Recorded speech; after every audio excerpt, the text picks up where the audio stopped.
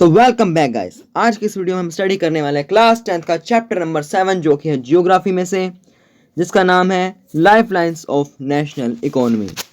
जो इससे पहले 6th चैप्टर था मैन्युफैक्चरिंग इंडस्ट्रीज, उसको डिटेल में एक्सप्लेन करके मैंने अपने चैनल पर अपलोड कर रखा है। लिंक डिस्क्रिप्शन में मिल जाएगा। प्लेलिस्ट होगी जियोग्राफी क्लास 10th, जाके आप चेकआउट कर सकते हो। और हिस्ट्री की भी जो है chapter number 2 nationalism in India, उसको भी एक्सप्लेन कर रखा है। लिंक डिस्क्रिप्शन में मिल जाएगा। हिस्ट्री क्लास 10 जाकर आप चेकआउट कर सकते हो। अगर आपको 100% कवर्ड नोट्स चाहिए हर चैप्टर के, जो है जो पॉलिटिकल साइंस, इकोनॉमिक्स, जियोग्राफी और हिस्ट्री के, लिंक डिस्क्रिप्शन में मिल जाएगा। सारी पीडीएफ फ्री ऑफ कॉस्ट है, जाके डाउनलोड करो। मेरी गारंटी है आपके 98 to 99% पक्का होंगे अगर आपने इन नोट्स में से स्टडी करा तो। चलिए स्टार्ट करते हैं चैप्टर को। चैप्टर के अंदर पहला टॉपिक है रोडवेज। इंडिया के अंदर जो है one of the largest road networks है वर्ल्ड में, ठीक है। और जो कि उसका नेटवर्क क्या है, 2.3 मिलियन किलोमीटर्स, ठीक है, प्रेजेंट में। अब एडवांटेजेस ऑफ रोडवेज। रोडवेज के कुछ एडवांटेज है। देखो, रोडवेज को जो है लेस इन्वेस्टमेंट की ज़रूरत पड़ती है एज़ कम्पेयर टू रेलवेज, ठीक है। रेलवेज के बारे में भी हम आगे पढ़ेंगे। और इनको हाई एल्टीट्यूड मतलब पहाड़ों पे भी बनाया जा सकता है, पर रेलवेज जो होती हैं उसको कहीं नहीं बनाया, उसको पहाड़ों पर नहीं बनाया जा सकता, वो सिर्फ प्लेन्स में ही बन सकता है, ठीक है। और रोड ट्रांसपोर्ट है, ये इकोनॉमिकल जो है economical in transportation of small, मतलब ये सिस्टम छोटी चीज़ों को ट्रांसपोर्ट करने के लिए, छोटे सामान को, छोटे अमाउंट ऑफ गुड्स को ट्रांसफ़र करने के लिए, छोटे डिस्टेंस के लिए ये जो रोड ट्रांसपोर्ट है ये बेस्ट है। और इसकी मेंटेनेंस कॉस्ट भी लो है। और ये door to door service provide करता है। और रोड ट्रांसपोर्टेशन इजी है और कॉमन मैन की रीच में है। अब जैसे एयर ट्रांसपोर्ट है, उसको ज़्यादा थोड़े रिच और एमिनेंट पर्सन ही उसमें मतलब ट्रैवल कर सकते हैं, पर रोड ट्रांसपोर्ट सबके लिए अवेलेबल है और 24 आवर्स, ठीक है। और ये एक फीडर की तरह भी काम करता है दूसरे ट्रांसपोर्ट के लिए, जैसे कि ये रेलवे स्टेशन, एयरपोर्ट और सी पोर्ट के साथ जो है लिंक प्रोवाइड कराता है, इसलिए। और रोड्स जो है आपके यहाँ पे 6 टाइप के रोड्स के बारे में बताया गया है उनकी कैपेसिटी के अकॉर्डिंग। सबसे पहला है गोल्डन कोऑर्डिनेटर सुपर हाईवेज। तो super highways have been plan to meet the requirement of fast movement of traffic.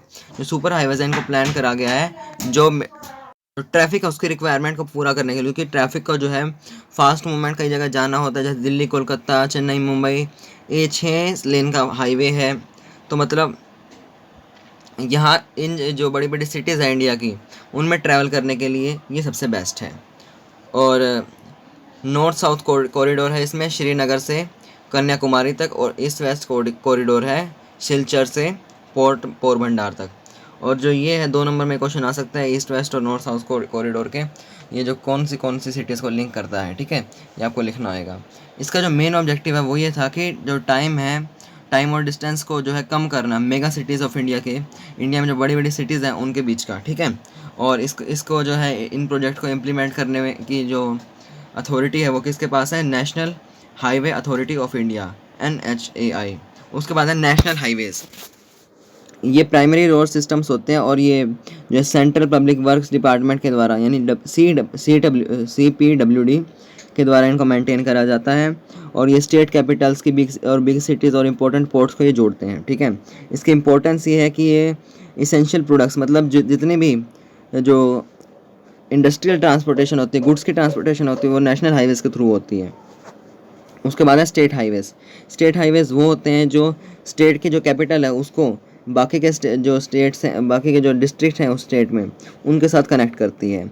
और इनको जो है मैनेज करते हैं state public works department, SPWD, ठीक है। उसके बाद है डिस्ट्रिक्ट रोड्स। जो रोड्स जो हैं, जो डिस्ट्रिक्ट हेडक्वार्टर को डिस्ट्रिक्ट के दूसरी जगहों तक उनको जो है कनेक्ट करते हैं, उन्हें डिस्ट्रिक्ट रोड कहते हैं। और इसे जिला परिषद मेंटेन कर रखता है, ठीक है। उसके बाद है बॉर्डर रूरल रोड।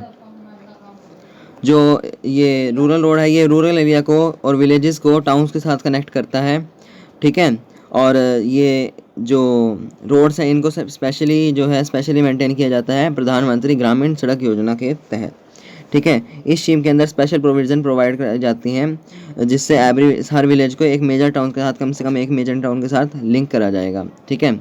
और ये ऑल सीजन मोटरेबल रोड, मतलब ये एक अनमेटल रोड नहीं, मेटल रोड होगा, ठीक है। उसके बाद है बॉर्डर रोड। बॉर्डर रोड क्या होते हैं, इसको जो है मैनेज करती है बॉर्डर रोड ऑर्गेनाइजेशन, ठीक है। ये जो बॉर्डर के आसपास जो रोड बने होते हैं उन्हें बॉर्डर रोड कहते हैं। ये जो ऑर्गेनाइजेशन है ये एस्टेब्लिश हुई थी 1960 में। जो रोड्स हैं उनकी डेवलप स्ट्रेटेजिक इम्पोर्टेंस जो है नॉर्दर्न प्लेन्स में, जैसे नॉर्दर्न प्लेन्स में बॉर्डर्स हैं वहाँ पे चाइना और जो पाकिस्तान है उसके साथ, तो वहाँ के लिए जो कुछ स्ट्रेटेजिक इम्पोर्टेंस की वजह से इसको बनाया गया था, ठीक है। और इसने जो है जो एसेसिबिलिटी मतलब डिफ़िकल्ट टेरेन मतलब पहाड़ों में, जैसे बॉर्डर के पास पहाड़ होते हैं कई जगहों पे, तो वहाँ पे उसने एसेसिबिलिटी मतलब वहाँ पे एक्सेस प्रोवाइड कराई है, इम्प्रूव करा है उसको, ठीक है। और इसने उस जगह के जहाँ पे रोड बने हैं वहाँ की इकोनॉमिक डेवलपमेंट में भी हेल्प करी है, और इससे जो है डिफेंस फोर्सेस की मूवमेंट भी आसान हो गई है, ठीक है। उसके बाद आता है types of roads on the basis of which material used, ठीक है। किस मटेरियल के बेस पे, अगर मान लो देखो कुछ होते हैं जिनको सीमेंट से बनाया जाता है, कंक्रीट से बनाया जाता है, कुछ होते हैं सोयल से बने होते हैं, तो उस बेस पे से क्लासीफाई करा गया है। तो ये डिफरेंस है। मेटल रोड जो कि सीमेंट कंक्रीट से बने होते हैं, और जो अनमेटल रोड है वो सोयल से बने होते हैं। जो मेटल रोड है वो ऑल वेदर मतलब हर वेदर में उन पर चला जा सकता है, पर जो अनमेटल रोड है वो रेनी सीजन में यूज़ में नहीं लाए जा सकते। अर्बन एरिया में ज़्यादातर मेटल रोड है और रूरल एरिया में ज़्यादातर जो है अनमेटल्ड रोड है। उसके बाद आ जाता है रोड डेंसिटी। अब रोड डेंसिटी क्या होती है, रोड की लेंथ पर स्क्वायर किलोमीटर में, एक स्क्वायर किलोमीटर में कितनी लेंथ होती है रोड की, उसे रोड की डेंसिटी कहते हैं। और ये किसी भी कंट्री में यूनिफॉर्म नहीं होती, क्योंकि देखो जंगलों में, पहाड़ों में यहाँ पे रोड डेंसिटी कम होंगे, रोड कम होंगे, और शहरों में रोड ज़्यादा होंगी, तो यहाँ रोड डेंसिटी ज़्यादा होगी इसलिए, ठीक है। उसके बाद प्रॉब्लम क्या क्या फेस करी जा सकती हैं रोड ट्रांसपोर्ट के द्वारा, ठीक है। तो रोड ट्रांसपोर्ट है ये इंडिया में इनएडिक्वेट मतलब जो है ये कम है। किस लिए कम है, वैसे तो बहुत पर्याप्त है, पर इसलिए कम है क्योंकि इंडिया में ट्रैफिक ज़्यादा है, डिमांड ज़्यादा है रोड्स की, इसलिए ये थोड़ा सा कम इनएडिक्वेट है, ठीक है, कम है। और उसके बाद है condition of most of the roads का, ये रोड्स की जो कंडीशन है वो काफ़ी ज़्यादा पुअर है, मडी है रोड वो, और रेनी सीज़न में उन पर चलना मुश्किल हो जाता है। और जो सिटीज़ हैं वहाँ पे कंजेस्टेड हो जाते हैं बहुत, मतलब भीड़ ज़्यादा हो जाती है, आपने देखोगे जाम लग जाते हैं, तो वो इसी वजह से होता है। ज़्यादातर हाईवे में साइड अमेनिटीज़ मतलब साइड में जो हेल्प की चीज़ें होती हैं, जैसे telephone booth, emergency health services, police station, ये नहीं होती। और ज़्यादातर ब्रिज हैं जो ये सारे के सारे जो मतलब पुराने हैं और पतले से हैं, मतलब नैरो संकरे हैं। उसके बाद आ जाता है रेलवेज़। अगला जो टाइप ऑफ ट्रांसपोर्ट है वो है रेलवेज़ जो है प्रिंसिपल मोड ऑफ ट्रांसपोर्ट है पैसेंजर्स के लिए इंडिया में, ठीक है। ये जो ज़्यादातर जितने भी लॉन्ग डिस्टेंस पे जिन्होंने ट्रैवल करना होता है, जितने भी लोगों ने, वो सारे इसी पे जाते हैं, ठीक है। और ये जो रेलवे है ये इंडिया की इकोनॉमिक लाइफ को बाइंड करके रखता है, और उसे जो डेवलपमेंट है इंडस्ट्री और एग्रीकल्चर की उसको एक्सेलरेट मतलब बढ़ावा देता है, ठीक है। इंडस्ट्री जो है Indian railways always help in industrialization process of a country. ये जो इंडस्ट्रियलाइजेशन प्रोसेस में भी हेल्प करता है भाई। देखो अब रॉ मटेरियल है कहीं और, जो है रॉ मटेरियल कहीं मान लो कॉटन है, अब कॉटन को जहाँ पे वो उगी, जहाँ पे उसकी खेती हुई, वहाँ से इसको ले जाना तो पड़ेगा ना फैक्ट्रीज तक, तो वो हेल्प करता है जो हमारा रेलवेज़ होता है, ठीक है। उसके बाद है एम्प्लॉयमेंट, ये जो है एम्प्लॉयमेंट भी देता है कई लोगों को, ठीक है। उसके बाद आ जाता है क्वेश्चन है, चैप्टर के अंदर क्वेश्चन दे रखा था, वो है explain the reason for dense network of railways in northern Indian place. भी इंडियन नॉर्दर्न प्लेन्स में जो रेलवेज़ जो है डेंस नेटवर्क में डेंस क्यों है, वहाँ पे ज़्यादा रेलवेज़ क्यों हैं। अब देखो वो जो है लेवल लैंड है, तो वहाँ पे आसानी से बन जाएंगे railways as compare to plateaus and mountains. वहाँ पे जो है वहाँ पे जो महंगे भी बनेंगे और बनाना भी मुश्किल है, पर यहाँ पे आसान बनाना है, और उसके कंपैरिजन में सस्ते भी बनेंगे, चीप भी बनेंगे। उसके बाद जो यहाँ की पॉपुलेशन की डेंसिटी है वो भी हाई है, इसलिए यहाँ पे जो है रेलवे बनाना जचता भी है, मतलब यहाँ से अर्निंग भी हो सकती है रेलवे से। जो यहाँ पे रिच एग्रीकल्चर रिसोर्सेज हैं जो कि फेवरेबल कंडीशन प्रोवाइड करते हैं रेलवेज़ को बनाने की, ठीक है। उसके बाद है factors influencing distribution of railways, railways की डिस्ट्रीब्यूशन को कौन कौन से फैक्टर इन्फ्लुएंस करते हैं। पहला है डिफ़िकल्ट टेरेन, जो माउंटेनियस रीजन होती है वहाँ पे जो है रेलवे नेटवर्क की जो डेंसिटी होती है वो कम होती है, इसलिए क्योंकि वहाँ पे कंस्ट्रक्शन की कॉस्ट हाई होती है। ठीक है, उसके बाद लेवल सरफेस, जैसे प्लेन्स लेवल है तो यहाँ पे जो डेंसिटी ज़्यादा है। ठीक है, पर कई जगह पे जैसे फ्लड प्लेन्स ऑफ बिहार है, बिहार के जो फ्लड प्लेन्स है वहाँ पे डेंसिटी कम है, और असम के। और इंडस्ट्रियल एंड एग्रीकल्चरल डेवलपमेंट, जहाँ पर इंडस्ट्री और एग्रीकल्चर एक्टिविटी ज़्यादा होती होंगी वहाँ पर जो है रेलवे का जो नेटवर्क है वो डेंस होगा, जहाँ पर नहीं होती वहाँ कम होगा। ठीक है, उसके बाद है ट्रेड, जहाँ पर ज़्यादा ट्रेड होता होगा वहाँ पर रेलवेज़ की जो नेटवर्क है वो डेंस होगा, और जहाँ कम होता होगा वहाँ पर जो डेंस जो वो लेस डेंसर होगा। ठीक है, और जो क्योंकि ऐसा क्यों होता है, देखो रेलवे जो है एक प्रोडक्ट को दूसरी एक जगह से दूसरी जगह ट्रांसपोर्ट करने में हेल्प करता है। अवेलेबिलिटी ऑफ मिनरल्स, अब मिनरल्स की अवेलेबिलिटी, अब मिनरल्स जो होते हैं उनको ट्रांसपोर्ट करने के लिए सिर्फ रेलवेज़ का यूज़ होता है, जैसे कोल हो गया, आयरन ओर हो गया। ठीक है, तो इनको ट्रांसपोर्ट करने के लिए सिर्फ रेलवेज़ का यूज़ होता है। अब जहाँ पे रेल मिनरल्स मिलेंगे वहाँ पे तो जाहिर सी बात है कि वहाँ पे जो है रेल ट्रैक वहाँ पे ज़्यादा होंगे, उसकी डेंसिटी ज़्यादा होगी। उसके बाद आ जाता है रेलवे कोच, तो 3 तरह के रेलवे जो कोच हमारे को इस चैप्टर में बताए गए हैं। ठीक है, जो गैप होता है जो रेलवे ट्रैक के बीच के एजेस के बीच में जो गैप होता है उसे रेलवे गोज कहते हैं।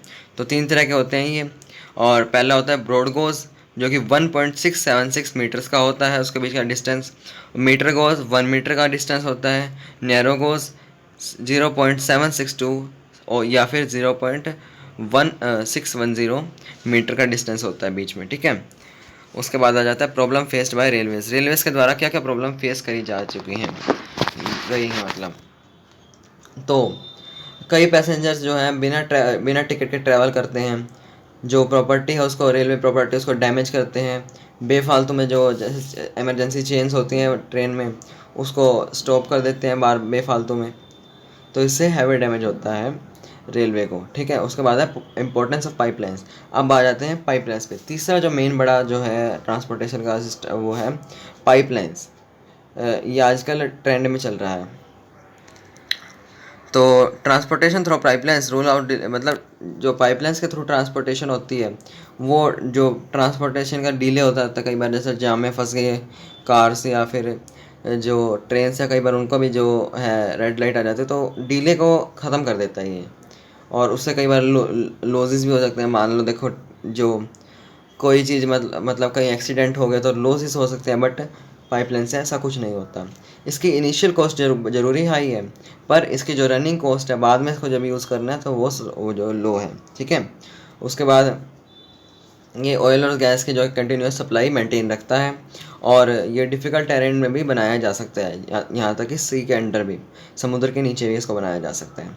और जैसे कि ये कई जो लोकेशन को जोड़ता है, जैसे कि बरुणा, मथुरा और पानीपत जैसी जो रिफाइनरीज़ हैं यहाँ पर, ये सिर्फ इसलिए बनाई गई जा सकी हैं क्योंकि पाइपलाइंस का जो है नेटवर्क डला हुआ है। अब 3 में जो इम्पोर्टेंट पाइपलाइंस का नेटवर्क है उनके बारे में डिस्कस करते हैं।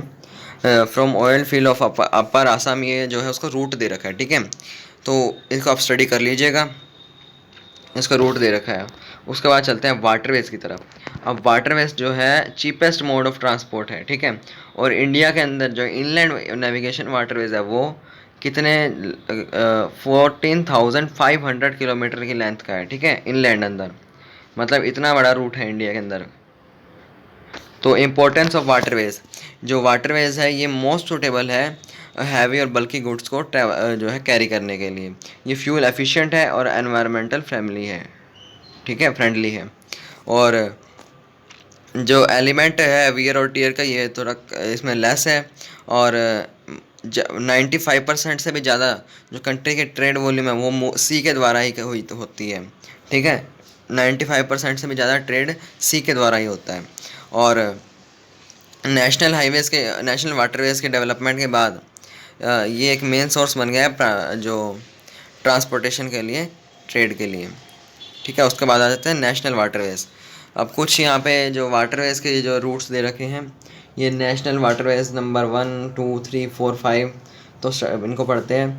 जो गंगा रिवर के बीच में जो इलाहाबाद एंड हल्दिया, इसकी जो लेंथ है वो है 1620 किलोमीटर। उसके बाद है Brahmaputra river between Sadiya and Dhubri, 891 kilometre, national highway number 2। ठीक है, तो उसके बाद है west coast canal in Kerala. ठीक है, जो कि है 205 किलोमीटर का, नेशनल हाईवे नंबर 3। कुछ stretches, specified stretches between Godavari and Krishna reverse, जिसकी जो लेंथ है वो है 1078 किलोमीटर, नेशनल हाईवे नंबर 4।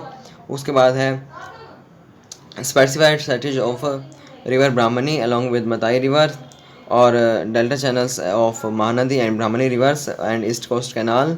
इसकी लेंथ है 508 किलोमीटर, नेशनल हाईवे नंबर 5। ये क्वेश्चन पेपर में आ सकता है, कई बार ये क्वेश्चन पेपर में आया भी है। ठीक है, उसके बाद है मेजर सी पोर्ट्स। उसके बाद कौन कौन से मेजर सी पोर्ट्स हैं उनके बारे में पढ़ते हैं।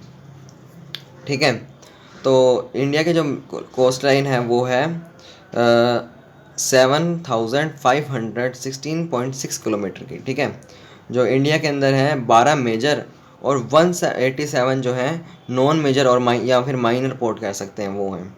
ठीक है, जो ये मेजर पोर्ट्स हैं 95% से भी ज़्यादा फॉरेन ट्रेड को हैंडल करते हैं। पहला है कांदला पोर्ट। ठीक है, ये इंडिया का पहला पोर्ट था जो कि इंडिपेंडेंस के बाद बनाया गया था। एक टाइडल पोर्ट है। ठीक है, और ये जो है इसलिए बनाया गया था ताकि मुंबई पोर्ट की जो वॉल्यूम, मतलब मुंबई पोर्ट में जो ट्रेड ज़्यादा होता था उस टाइम पे, तो उसको थोड़ा सा कम करने के लिए, वहाँ पे जो बर्डन था उसको कम करने के लिए। ठीक है, और ये जो है एक्सपोर्ट्स की जो है उसकी मूवमेंट का हैंडल करता है। और यहाँ पर जो इसके अंदर जो भी जो ट्रेड करने का सामान एक्सपोर्ट और इंपोर्ट आते हैं वो कहाँ जाते हैं, जम्मू कश्मीर, हिमाचल, पंजाब, हरियाणा, राजस्थान, इन जगहों पे जाते हैं। ठीक है, उसके बाद है मुंबई पोर्ट। तो ये बिगेस्ट पोर्ट है with a spacious natural and well sheltered harbour. ठीक है, ये बिगेस्ट पोर्ट है इंडिया का। और उसके बाद है ममरगांव पोर्ट। तो ये जो है ये गोवा में बना हुआ है, और ये जो है मतलब यहाँ पर ज़्यादातर आयरन ओर का एक्सपोर्ट होता है, और 50% से ज़्यादा आयरन ओर यहाँ से एक्सपोर्ट होता है मरमगांव पोर्ट से। ठीक है, उसके बाद है न्यू मैंगलोर एयरपोर्ट। जो ये पोर्ट है ये केरला में बना हुआ है, और ये जो है आयरन ओर का एक्सपोर्ट, यहाँ से भी आयरन ओर का एक्सपोर्ट ही ज़्यादातर होता है। उसके बाद है टूटिकोरिन पोर्ट। ठीक है, ये पोर्ट जो है इंडिया की ईस्ट कोस्ट में है, तमिलनाडु में, और ये नेचुरल हार्बर है और हिंटरलैंड में रिच है। ठीक है, और ये जो है ये इसमें ट्रेड भी होता है कार्गोज़ का, अलग अलग तरह की, यहाँ पे जो आसपास नेबरिंग कंट्री होते हैं जैसे श्रीलंका और मालदीव से यहाँ पे ट्रेड होता है। उसके बाद है चेन्नई पोर्ट। ये जो है one of the oldest artificial port है, मतलब सबसे पुराना उनमें से एक है आर्टिफिशियल पोर्ट्स में से। ठीक है, और सेकंड नंबर पे इसमें से सबसे ज़्यादा ट्रेड होता है, सबसे पहले मुंबई में, उसके बाद चेन्नई में। ठीक है, उसके बाद विशाखापट्टनम पोर्ट, ये डीपेस्ट लैंडलॉक्ड पोर्ट है। ठीक है, और ये यहाँ से आयरन और एक्सपोर्ट होता है। उसके बाद पारादीप पोर्ट जो कि ओडिशा में बना हुआ है, और इससे भी यहाँ से भी आयरन और एक्सपोर्ट होता है। उसके बाद हल्दिया पोर्ट, एक सब्सिडरी पोर्ट है जो कि कोलकाता के ऊपर जो प्रेशर पड़ता था कोलकाता पोर्ट के ऊपर, उसको रिड्यूस करने के लिए बनाया गया था। कोलकाता पोर्ट ये एक इनलैंड रिवराइन पोर्ट है जो कि एक बहुत लार्ज हिंडरलैंड है जिसमें, ठीक है, ब्रह्मपुत्र गंगा ब्रह्मपुत्र बेसिन का। ठीक है, और उसके बाद है बिंग, ये एक टाइडल पोर्ट है। ठीक है, और ये इसको हुगली रिवर की जो कांस्टेंट ड्रैगन, मतलब उसकी लहरों की ज़रूरत पड़ती रहती है। उसके बाद कोच्चि पोर्ट, ये जो पोर्ट है साउथ वेस्टर्न पोर्ट है, और ये जो है लगून में बना हुआ है। ठीक है, नेचुरल हार्बर के साथ। उसके बाद आखिरी जो है जवाहरलाल नेहरू पोर्ट, जो कि प्लान किया गया था मुंबई पोर्ट को डीकंजेस्ट, मतलब उसके ऊपर जो प्रेशर है उसको कम करने के लिए। ठीक है, उसके बाद आगे है एयरवेज, जिसको हम पढ़ेंगे अपनी नेक्स्ट वीडियो में। वीडियो अच्छी लगी हो तो लाइक, चैनल को सब्सक्राइब कीजिए। मिलते हैं नेक्स्ट वीडियो में, बाय बाय। और हाँ, अगर आपको नोट्स चाहिए तो लिंक डिस्क्रिप्शन में जाकर डाउनलोड कीजिए।